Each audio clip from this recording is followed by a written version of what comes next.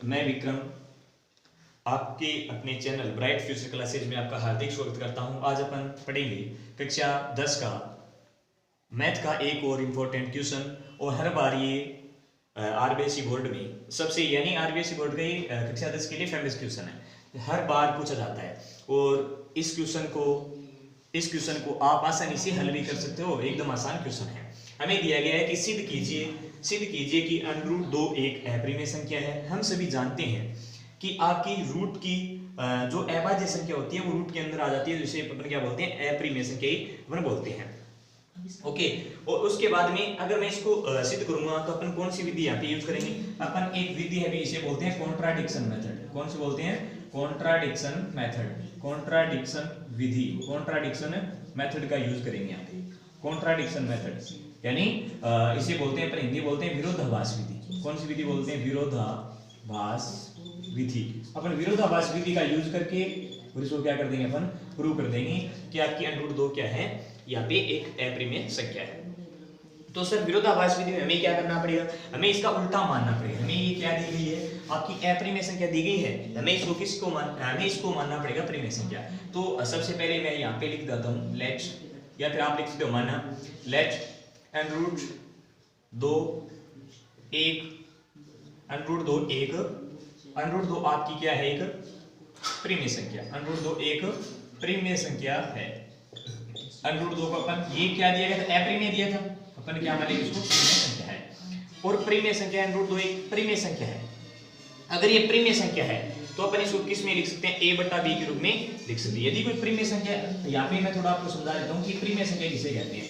प्रिमेय संख्या वो होगी जिसे अपन a बटे b या फिर p बटा q के रूप में लिख सकते हैं। जैसे मैंने यहाँ पे कितना लिख दिया, अभी 2 बटे में मैंने कितना लिख दिया, 1 लिख दिया। मैंने यहाँ पे 5 बटे में 4 लिख दिया। ये सभी क्या है, आपकी प्रिमेय संख्या है।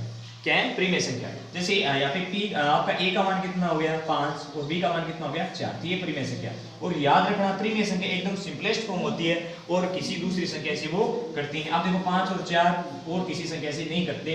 इसका जैसे मैं यहाँ पे लिख दूँ, कितना लिख दूँ, 2 बटे में 4 लिख दूँ, तो ये प्रिमेय संख्या आप नहीं मान सकते क्योंकि ये सिंपलेस्ट फॉर्म नहीं है और ये कट रही है। अब ये ना 1 बटे 2, ये आपकी क्या है, प्रिमेय संख्या है।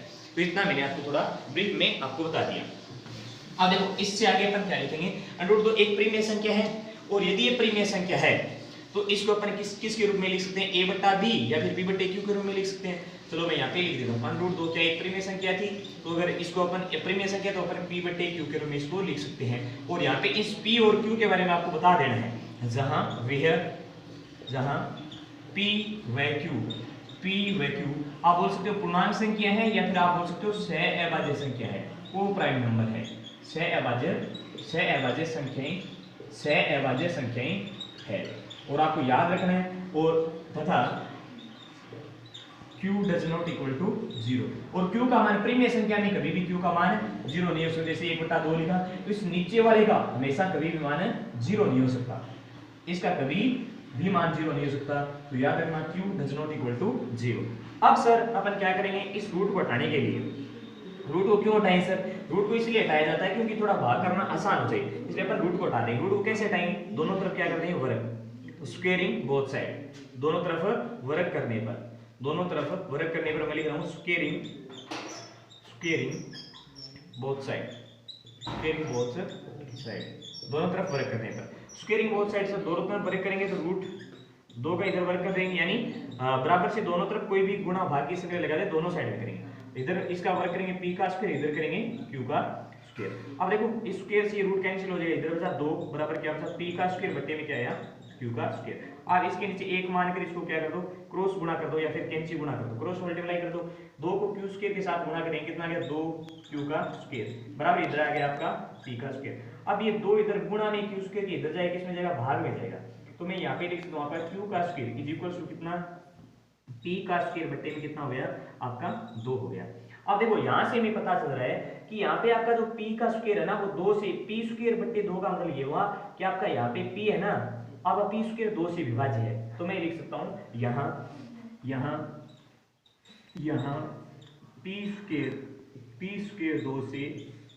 2 से विभाज्य है, यानी p स्क्वायर पे 2 से भाग 2 का भाग, p स्क्वायर 2 से विभाज्य है, p स्क्वायर 2 से विभाज्य है। इसलिए इसलिए p भी 2 से विभाज्य होगा, इसलिए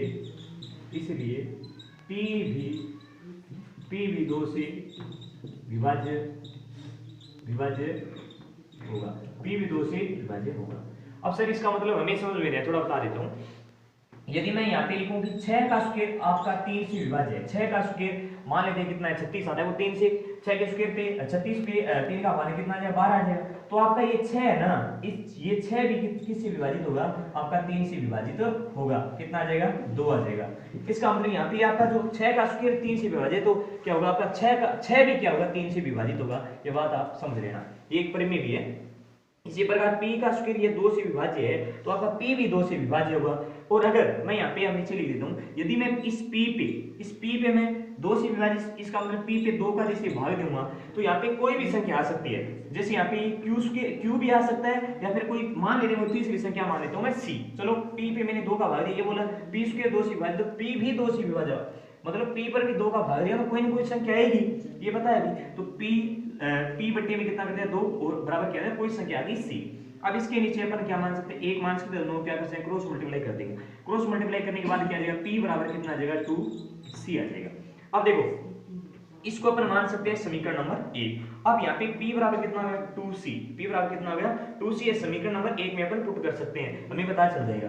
तो मैं यहाँ पे लिख सकता हूँ कि p बराबर 2c पुट इन इक्वेशन 1, एक नंबर यानी p का मान पुट कर देंगे। यहाँ पे लिखेंगे समीकरण नंबर 1 क्या है अपना, q का स्क्वायर बराबर p स्क्वायर बट्टे में कितना कर दूं 2। अब यहाँ पे मान रख दो p बराबर p का मान पुट कर दो भाई, तो यहाँ पे q का स्क्वायर p का मान कितना था 2c, इसका कर दूं स्क्वायर बट्टे में कितना कर दूं 2। अब इसको सोल्व करो आगे, q स्क्वायर बराबर कितना आ गया 2 का स्क्वायर कितना हो गया 4, c का स्क्वायर बट्टे में कितना हो गया 2।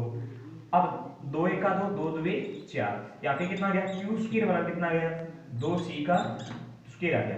अब इधर मैं c का स्क्वायर इधर, अब देखो यहाँ पे ये इधर ये 2 गुना इधर आ गया भाग में, यानी आप देखो यहाँ पे वही कंडीशन फिर से आ गई, इधर देखो q स्क्वायर 2 से विभाज्य, इसका मतलब आपका q भी 2 से विभाज्य होगा। चलो मैं नीचे वाले को डिलीट करके यहाँ पे बता, यहाँ पर बता देता हूँ साइड में, यहाँ पे आपका साइड में बता दिया जाएगा, साइड में बता रहा हूँ। यहाँ पे मैंने बोला है कि q स्क्वायर बट्टे में 2 बराबर क्या है c स्क्वायर, यहाँ पे देखो आप q स्क्वायर 2 से विभाज्य है, इसका मतलब q भी 2 से विभाज्य है। अपन लिख देंगे q स्क्वायर 2 से भाग होता है, विभाज्य है, भाग होता है, शॉर्ट लिख रहा हूं मैं, भाग होता है, इसलिए q भी 2 से भाग होगा। अब देखो इस बात से कॉन्ट्राडिक्शन ये हो रहा है, हमारा विरोध ये अपन ये कर रहे हैं। हमने बोला था कि ये हमने परिमेय संख्या मानी थी p बटे q, तो ये किसी और संख्या से भाग नहीं होना चाहिए, मतलब ये सिंपलेस्ट फॉर्म होना चाहिए, p बटा q क्या एकदम सिंपलेस्ट फॉर्म है और किसी संख्या से भाग नहीं होना चाहिए। यहाँ पे तो p भी आपका 2 से विभाज्य हो रहा है और q भी 2 से विभाज्य हो रहा है, इसका मतलब हमने जो माना है, हमारा माना गया क्या है, गलत है। हमारा जो भी माना गया है ये क्या करा उसका विरोध। हमने यहाँ पे मान लिया कि यदि ये परिमेय संख्या और किसी संख्या से भाग नहीं होना चाहिए, p पे भी 2 का भाग जा रहा है, q पे भी 2 का भाग जा रहा है, इसका मतलब अपन क्या है, गलत है। अपन गलत किस कारण हुए, हमारी इस गलत कल्पना के कारण, इस इमेजिनेशन के कारण अपन गलत हुए। अपन यहाँ पे लिख देंगे भाग होगा जो कि भाग होता है जो कि एक क्या है, जो कि एक विरोधाभास है, जो कि एक विरोधाभास है, और ये विरोधाभास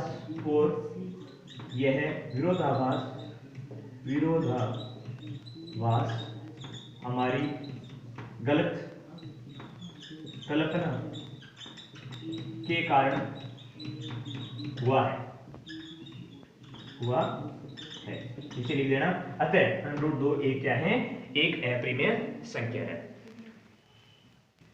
ओके, तो मेरे को बताना भी आपको समझ में आया नहीं है। Thank you guys, have a nice day, जय हिंद, जय भारत।